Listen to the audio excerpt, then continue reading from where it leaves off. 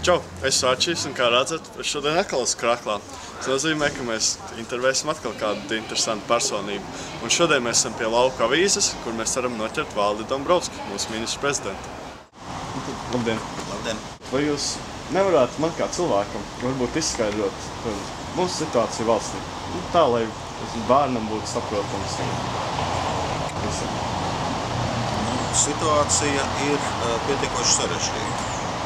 Pirms vairākiem gadiem mēs vienkārši sistemātiski tērējām vairāk nekā mēs to varējām atļauties. Kā rezultātā tagad, kad ir krīze gan pasaulē, gan Latvijā, kad mums par 18% krīt iekšzemes koprodukts, mums parādās ļoti nopietnas problēmas ar budžetu. Mums ir ļoti strauji jāsamazina budžeta izdevumi, jo tajā laikā, kad to varēja izdarīt daudz pakāpeniskāk un nesāpīgāk tajos saucamajos traknējos gados, tad tas netika izdarīts. Tas ir tas jautājums, ar ko, diemžēl, valdībai tā nāks nodarboties. Bet jūs sevi redzat, teiksim, kā vairāk kā cilvēki vai tomēr kā ministru prezidentu valstī?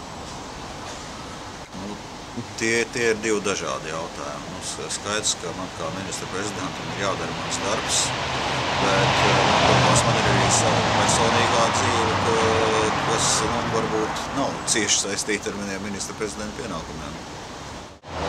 Bet, teiksim, jūs ejat uz darbu, teiksim, kā jūs reiz prezentējat kā ministra prezidents, tomēr jums kaut kāda cilvēcīgums ir iekšā, ka jūs tomēr mēģināt visus savus deputātus maidu atbalstīt.